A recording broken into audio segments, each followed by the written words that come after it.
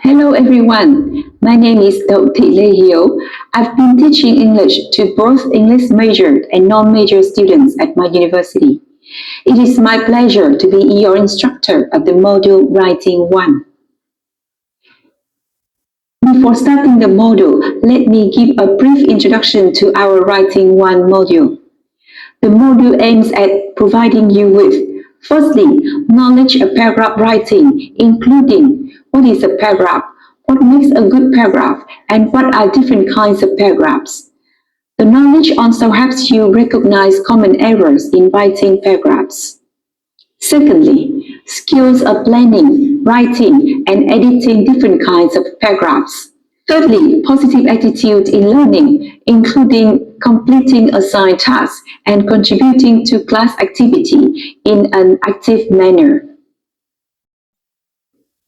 To meet the objectives of the module, we are going to have 6 units. Unit 1 is the sentence and the paragraph. Unit 2 is descriptive paragraphs. Unit 3 is example paragraphs. Unit 4 is process paragraphs. Unit 5 is narrative paragraphs.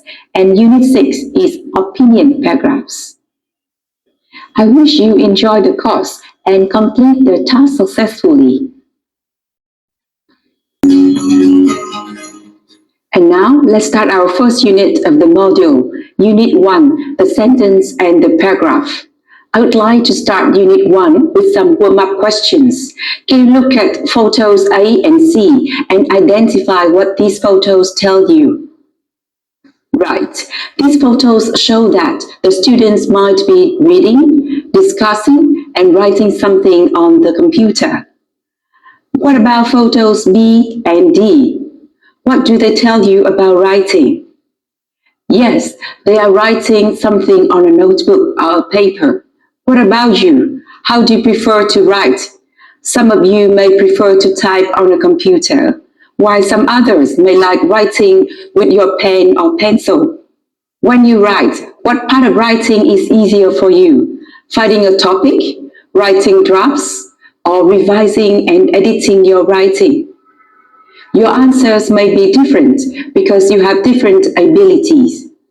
And I hope after you study this unit, you may find difficult and challenging parts become easier. You can do that because this unit will help you achieve the following objectives. First, identify paragraphs, format and organization. Write a topic sentence, supporting sentences, and a concluding sentence correctly. Identify unity and coherence of a paragraph. Write correct, simple structures. Use accurate capitalization and punctuation. And finally, recognize and correct fragments and run-on sentences. To meet those objectives, we are going through the following parts of Unit 1. Part 1, stimulating ideas. Part 2, developing a paragraph. Part 3, unity and coherence. And Part 4, let's start with this first part, stimulating ideas, in which we are going to explore a paragraph and how it is formatted. Can you read the paragraph in Unit 1 in 1 minute and tell me the type of the paragraph?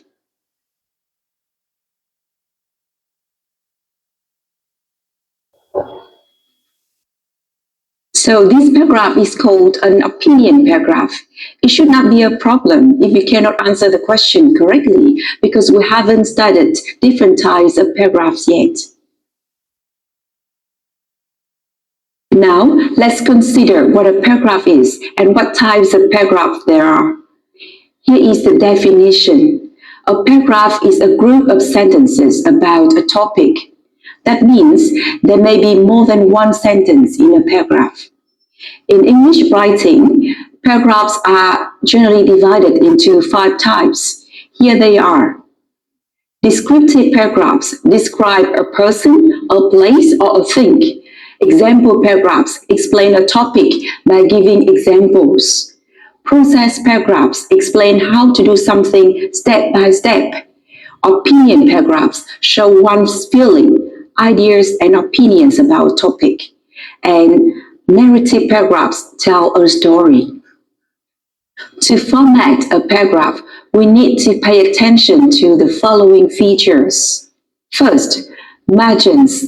A margin on the right and a margin on the left of a paragraph. It can be 1 inch or 1¼ inches from the edge of the paper. Spacing. A paragraph should be double-spaced. Indenting. The first sentence must be indented. Connected sentences. The sentences in a paragraph should follow each other. And title. A paragraph by itself usually has a title. To help you understand how a paragraph is formatted, let's do practice 1. Identify the title, margins, indenting, and spacing of the paragraph on the slide. As you can see, red is the title of the paragraph. Then, the first word of the paragraph is indented. Lines of the paragraph are double-spaced to help the reader read the text more easily. There are margins on the left and on the right of the paragraph. Now, let's move to the second part of Unit 1, Developing a Paragraph. We are going to study paragraph organization, the topic sentence, supporting sentences, and the concluding sentence of a paragraph. Let's start with paragraph organization. A well-written paragraph has a topic sentence, supporting sentences, and concluding sentence. The topic sentence introduces the topic and tells what the writer will say about the topic. The supporting sentences follow the topic sentence and explain and support the topic sentence. The concluding sentence often repeats the information in the topic sentence in a different way. It also often states a lesson, prediction, request, or warning.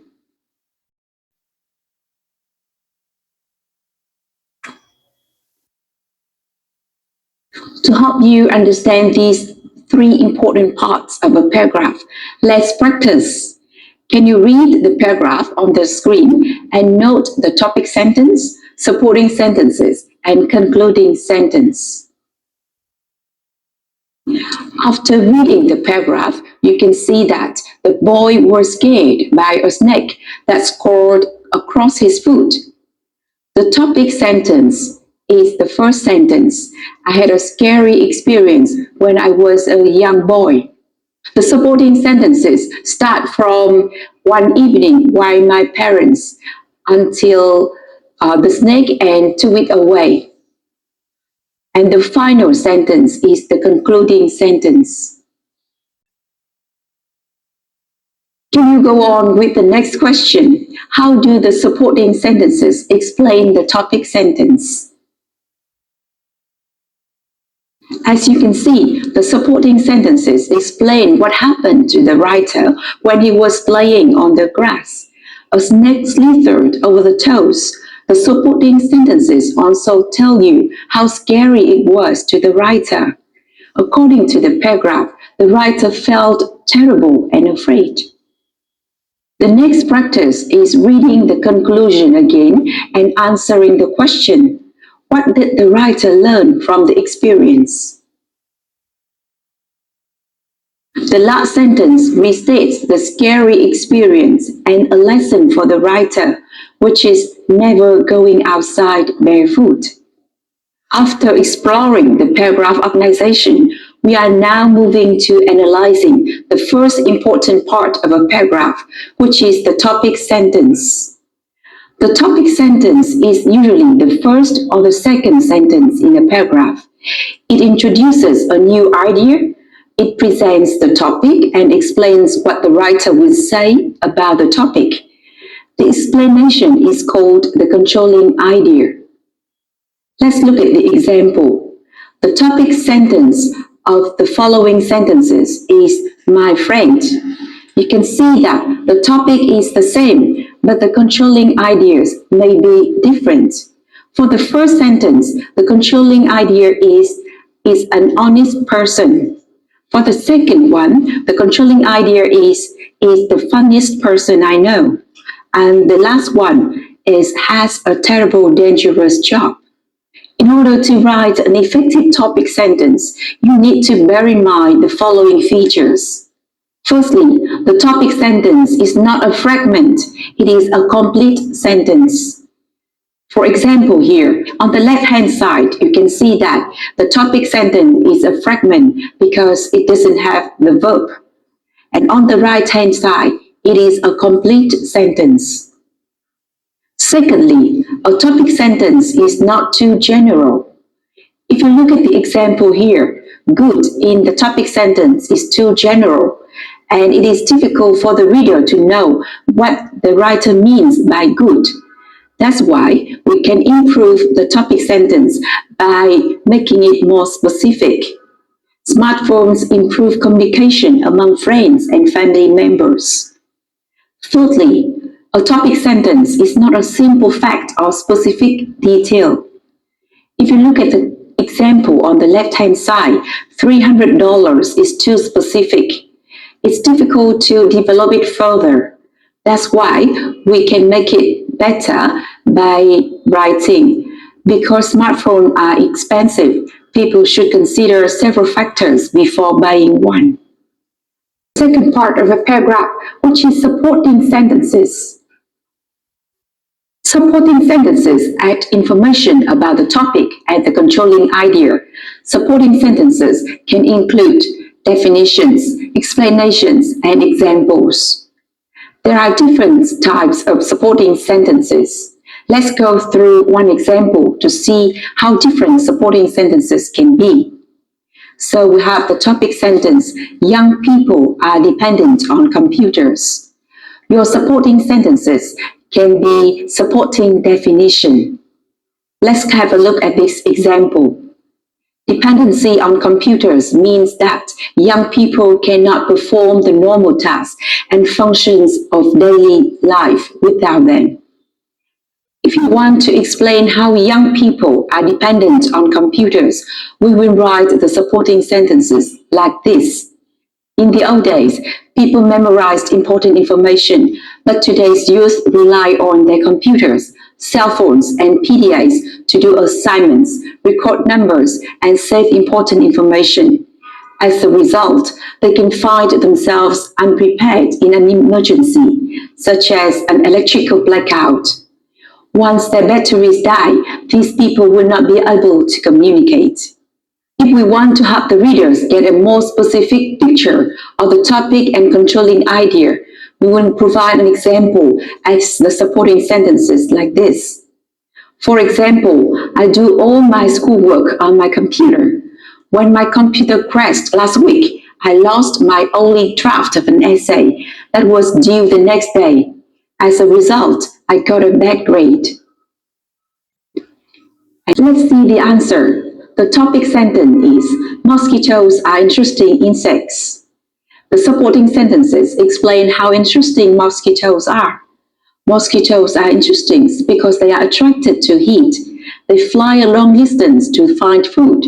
And although they have poor eyesight, they can use heat to find blood. Do you also find mosquitoes are interesting? I believe these supporting sentences convince the reader that mosquitoes are interesting. Now, let's come to the last part of a paragraph, the concluding sentence. The concluding or final sentence of a paragraph usually reminds the reader of the topic and controlling idea of the paragraph. The concluding sentence restates the main idea. For example, on the left-hand side, you can see the topic sentence, and on the right-hand side, you can see the concluding sentence. It restates the main idea with words with similar meaning. For example, love and admire, symbol of strength, and live a strong way. In addition to restating main ideas, the concluding sentence may warn the reader.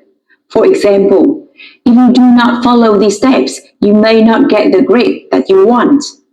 It can also make a prediction. Soon everyone will be driving pollution-free cars. It can give an opinion about the topic. For example, some people might disagree, but I think lamb is the best meat for grilling. Signals for the concluding sentence can be in conclusion. For example, in conclusion, learning a second language has many advantages. And so we have finished the analysis of paragraph format and parts of a paragraph. We are now studying what can make a good paragraph. This part of the lesson will show you that a good paragraph should have unity and coherence. Firstly, a paragraph must have unity. A paragraph has unity when all the sentences support a single idea. The paragraph must have one controlling idea in the topic sentence. Additional controlling ideas make the paragraph lose focus. The supporting sentences must support or explain the controlling idea with examples, details, steps, or definitions. Ideas that do not support the topic sentence cause the paragraph to lose its focus. The concluding sentence should restate the main idea in the topic sentence in different words. It must not introduce a new topic. Shall we look at one example to see what unity means? We have the topic sentence, my friend Adriana is generous.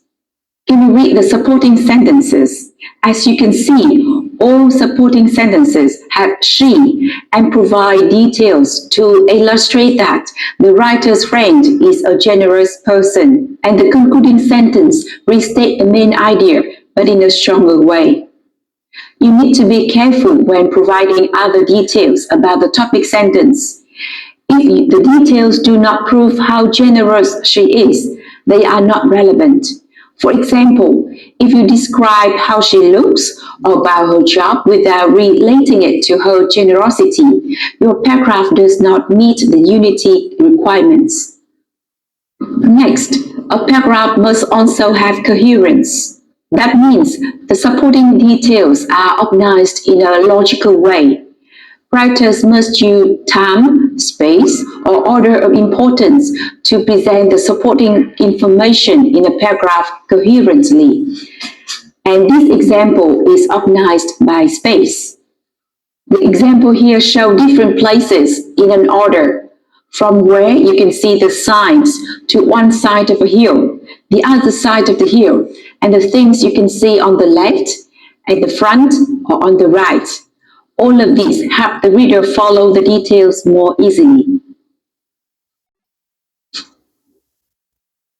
After having a certain understanding of paragraphs, we now move to the fourth part of the lesson, editing your writing. In this part, we focus on language knowledge and skills so that we can write better sentences and avoid common errors. We will look at simple sentence structures, punctuation and capitalizations, and ways to avoid sentence fragments and run-on sentences. Now let's have a look at simple sentence structures. A sentence is a statement that expresses a complete idea. Sentences include affirmative statements, negative statements, and questions. A complete sentence must have a subject and a verb. A subject tells who or what the sentence is about. A subject can be a name like Emily, a noun like teacher, pronoun like she. It can be singular like exercise or plural like eating habits. And it can be more than one word like Yoko and hero. What about verbs? The verb refers to an action or state. It shows tense or time. For example, verbs can be sings and walked. Let's now turn to the second skill, using correct punctuation and capitalization. You need to remember the following rules when writing your sentences. First, the first word in a sentence is always capitalized like letter T in the example. Second, a complete sentence usually ends in a period. Third, a question ends with a question mark, and sometimes writers use an exclamation mark to give emphasis to a sentence. Looking at this slide, you can see a common problem when writing sentences. It is sentence fragments. Every sentence must have a subject and a verb. Sentences must also express complete ideas. A sentence that is missing a subject or a verb is incomplete. It is called a fragment. For example, on the left-hand side, you can see incorrect sentences, which may miss a subject or a verb. And on the right-hand side, you can see correct sentences when we add a subject or a verb. Another common error that students often make is run-on sentences. Two sentences that run together without correct punctuations are called run-on sentences. One way to correct a run-on sentence is to put a period between the sentences. You can see in this example, the incorrect sentences can be corrected by adding a period, and we capitalize the first letter. Another way is to add a comma and a connecting word such as and, but, or so. For example, here on the left-hand side, you can see two run-on sentences. And to correct this problem, we can add a comma and a connector and. That's all about paragraph. In summary, we have looked at a number of important points under rhetorical focus. We have learned elements of a paragraph: a margin, double spacing, indent, and title. We have learned three parts of a paragraph: a topic sentence, supporting sentences, and a concluding sentence. We have learned a topic sentence, which includes a topic and controlling idea. We have also learned supporting sentences that explain the controlling idea. We have also learned concluding sentence that restate the controlling idea. And remember that a paragraph should have unity and coherence. We have been able also to go through some language and grammatical rules in making simple sentence structures and applying punctuation and capitalization correctly. We now know that we should also be careful in writing, since we may have some problems such as fragments and run-on sentences. I believe if you keep in mind these points and consider them when writing your sentences and paragraphs, your paragraphs will be certainly effective and friendly to your readers. Thanks for your listening, and see you again in Unit 2.